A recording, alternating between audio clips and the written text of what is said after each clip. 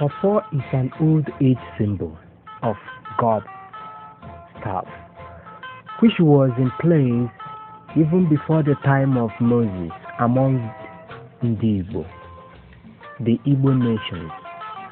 As stated by Igbo history, it is a symbol of truth and justice, equity. Ofo is the central symbol of Igbo spirituality. It is a sacred staff of authority and an emblem symbolizing the link between Chukwu Okike, the creator of all, and man, the dead and the living and the unborn. Ofo in Igbo land symbolizes justice, righteousness, and the truth. It plays many important roles in the social, political, and the spiritual life of the Igbo. No serious rite of ceremony can be performed without Ofo. The Igbo are extremely ethical. Morality comes to them so naturally that it is a part of their daily living.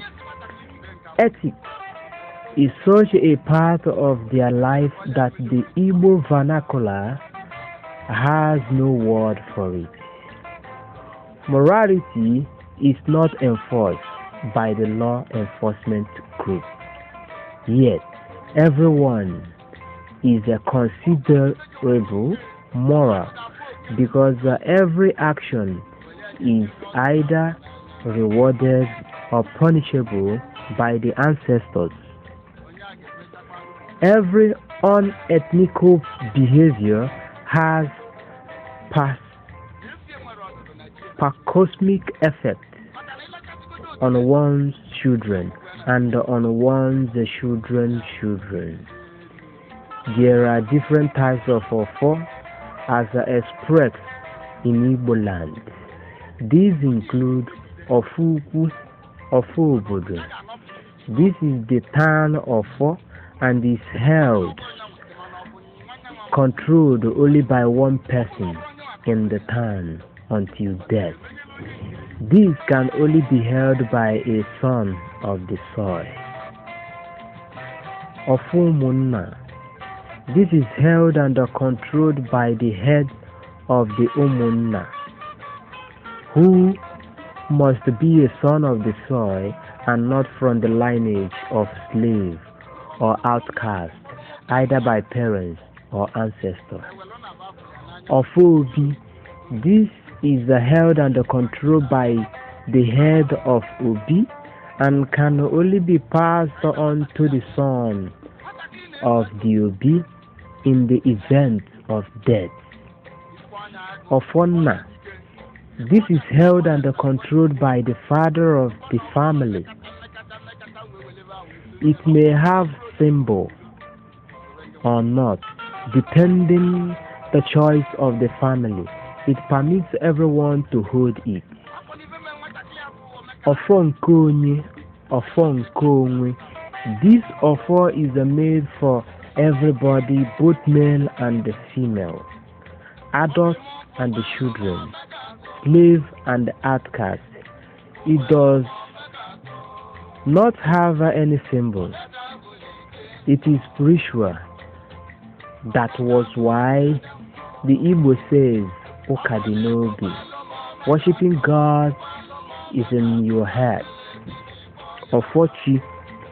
This is based on the equity from God and is premised on the behavior that anyone who uses the Ofo for unjust purposes faces the repercussion as the chief God behind the Ofo retaliates or avenge its cause.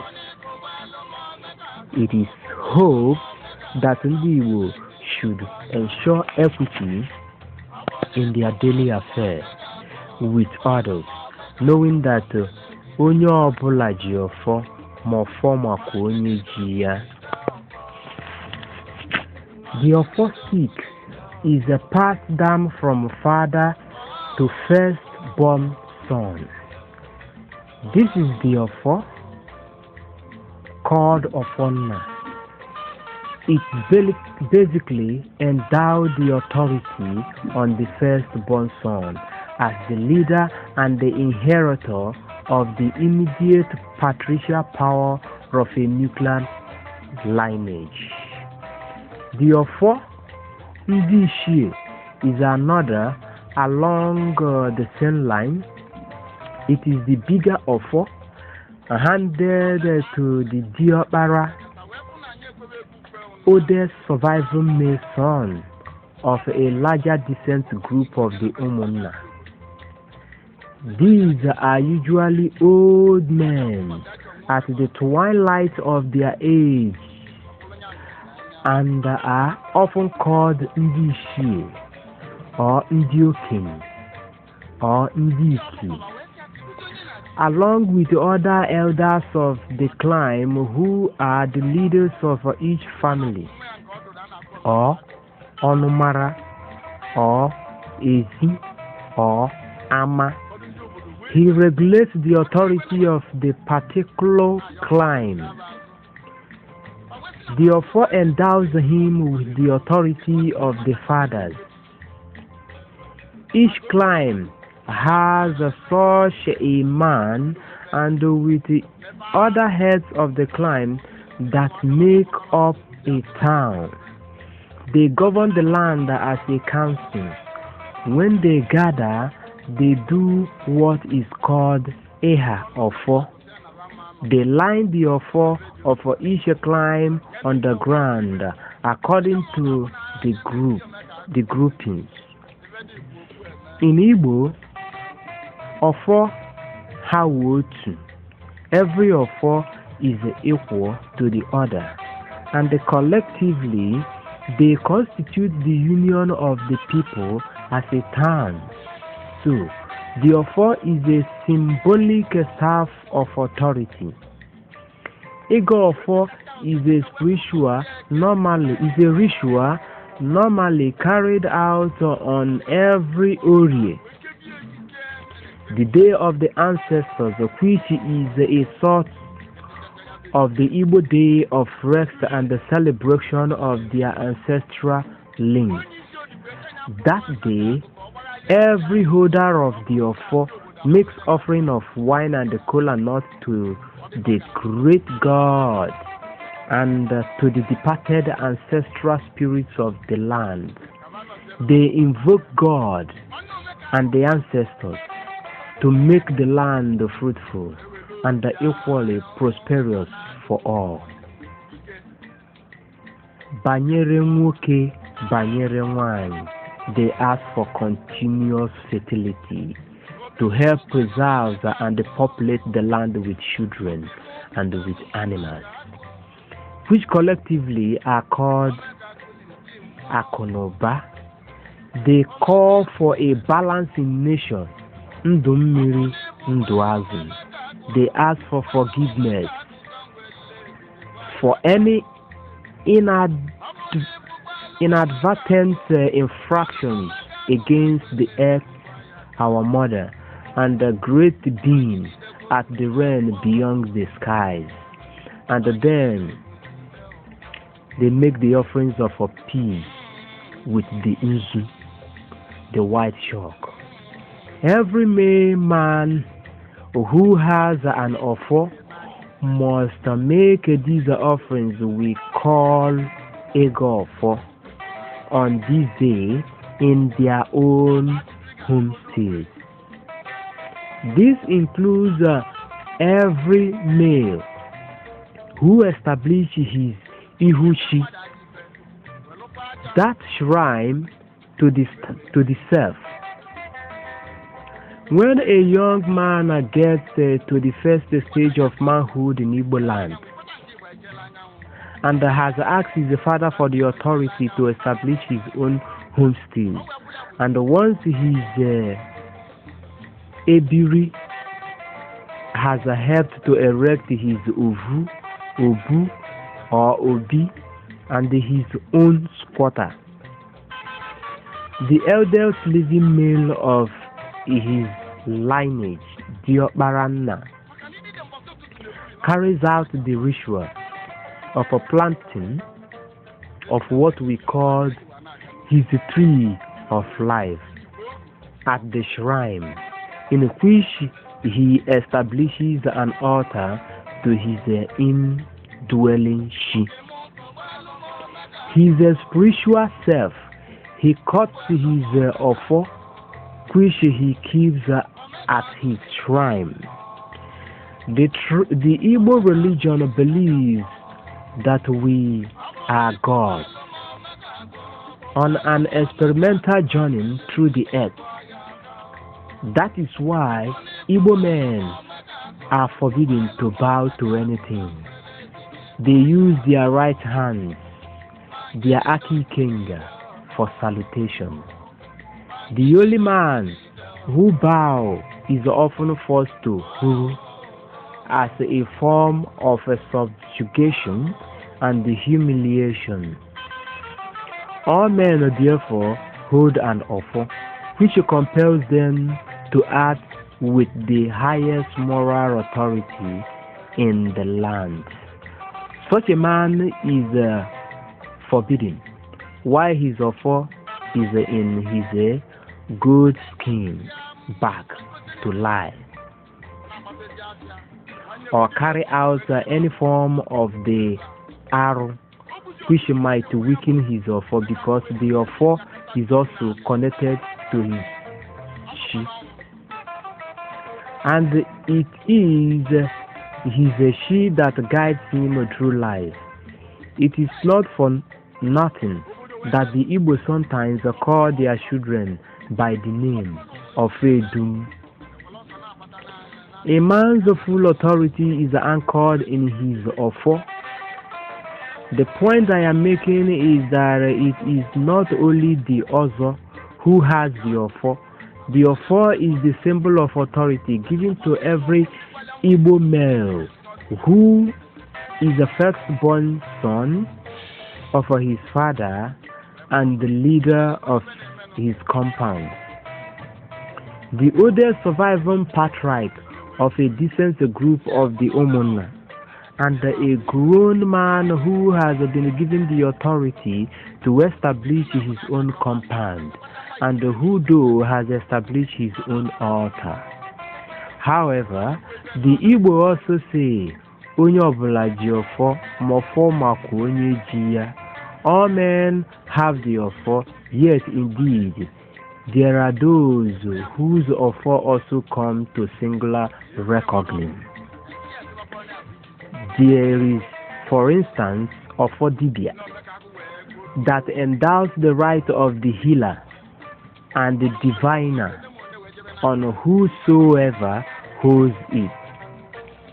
It compels them to keep to the code of the healer and the diviner, Iwu Dibia, chief of which is that the Divya must never seek payment for his or her services. They depend on the free gift offered to them by their clients after the fact. They must never refuse anybody's service, including those who have come to seek toxins, but they are obligated to warn such seekers of death about the consequences of their quest. They must never consciously deceive their clients, or they would risk the fallout of a weakening of their offer, etc. There is also the offer the Ezemu, the high priest, Ezala, Ezogugu, Ezanyanwu, Ezudo, which is a variant of Allah, Ezawu, Ezamadioha, etc. The offer of the high priest endows them with the authority of their offices as priests of the land and the real intermediary between the living and the dead. Sometimes those who are the priests of these altars of the land are also called Dibia, and their offer are though unified.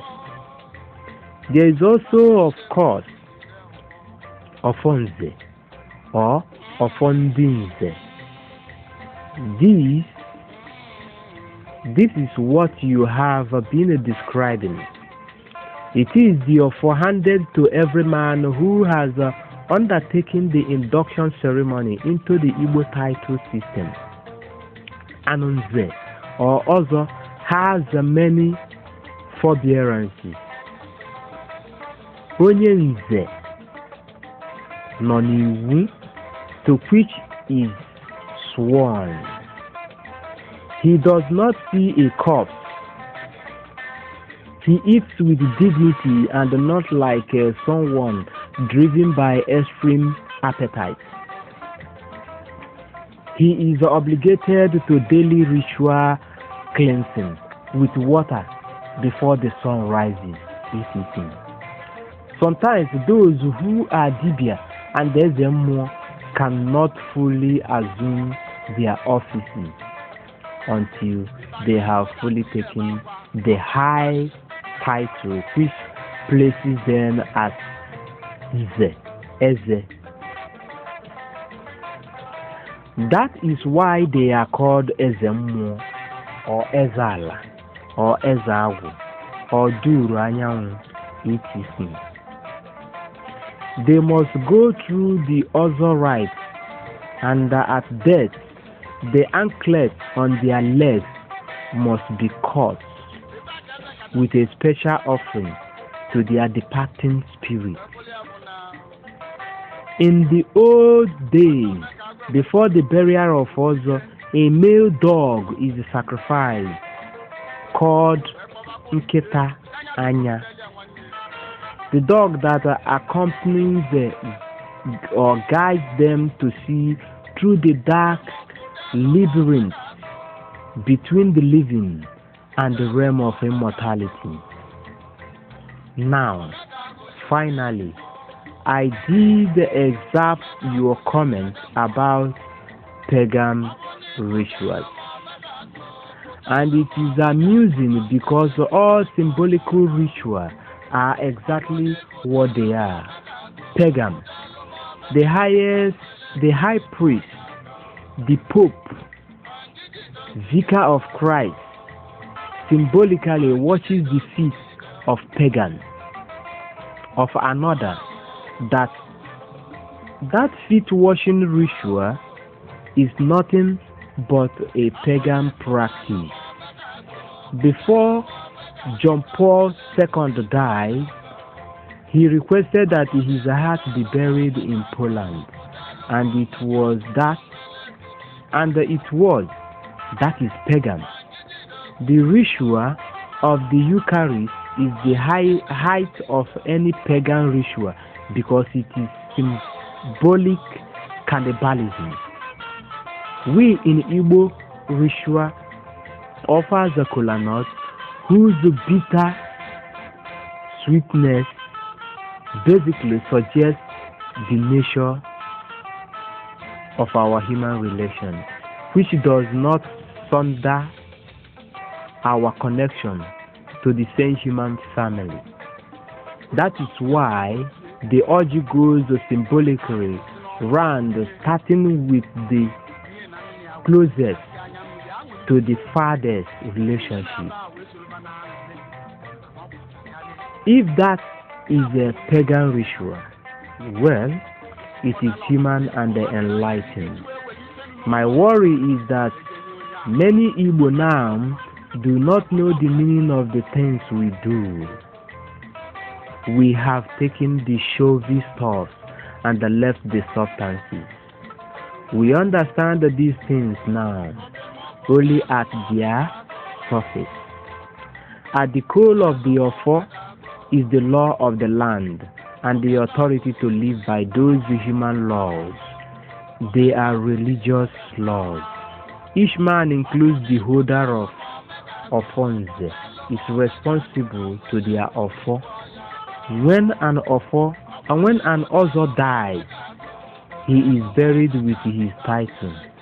His Ozo paraphernalia is allowed to decay, just like he's a tree of life that is cut down the moment his death is announced, because Chi Awotu Yagazie.